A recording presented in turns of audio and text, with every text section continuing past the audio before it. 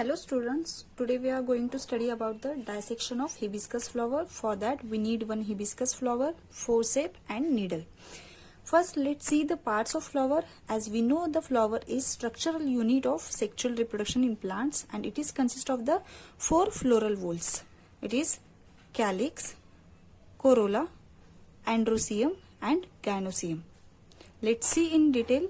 You can see the green color part at the base of the flower. It is the calyx, and the member of calyx togetherly called as the sepals. Below the sepals there is a stalk for support and it is the pedicle. Then there is corolla,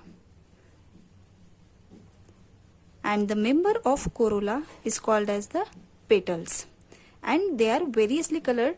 As I have red color, the calyx and corolla are called as the accessory whorls because they are responsible for protection of the inner whorls.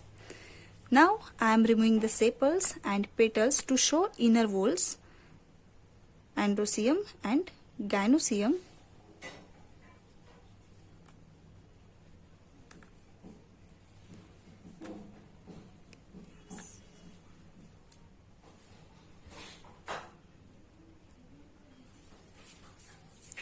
So I am removing the sepals also, petals and corolla.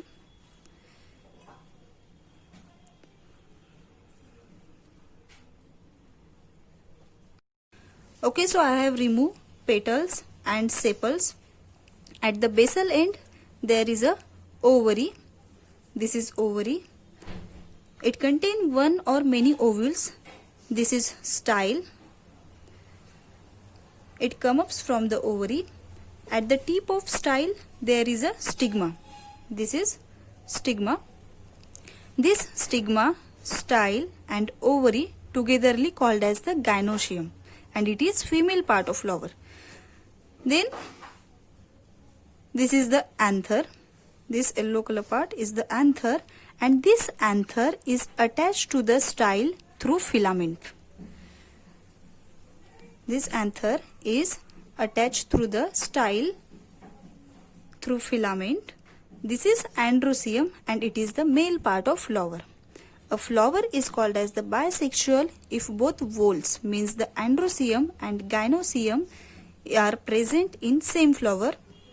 As in my hands now I have a hibiscus flower and this is the bisexual. A flower is called unisexual if any one of the two whorls, means the gynoecium or androecium, is present. Many flowers have the pedicles.